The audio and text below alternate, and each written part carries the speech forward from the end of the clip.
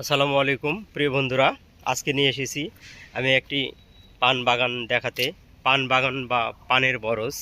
দেখুন, এটি রাজশাহীর মোহনপুর উপজেলায় অবস্থিত এই পান বাগানটি। তো দেখুন, এই পানের গাছগুলো দেখুন ছোট ছোট বাঁশের চিকন খুঁটিতে বেঁধে রাখা আছে। এই লতানো গাছ, এই গাছগুলো তাছাড়া পড়ে যাবে। দেখুন, গোড়ার থেকে এদেরকে দেখুন বেঁধে বেঁধে উপরে উঠানো হয়েছে। তো আমাদের প্রাচীন বাংলার ইতিহাস থেকে আমরা জানতে পারি, সেই সুদূর 2-3 হাজার বছর আগেও আমাদের এই বাংলাদেশের মানুষের পান খাওয়ার অভ্যাস ছিল। প্রাচীনকালে আত্মীয় স্বজন বাড়িতে আসলে খাবার পরে পান সুপারি তাদের সামনে দেওয়া হতো। তাছাড়া যে আত্মীয়র সম্মান হতো না।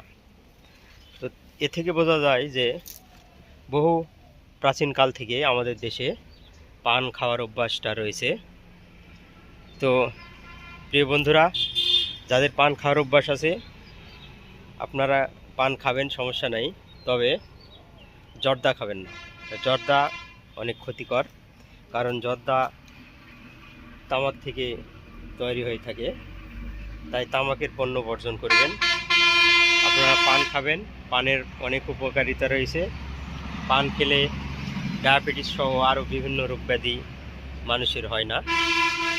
তো আপনারা ভালো থাকবেন। আসসালামু আলাইকুম।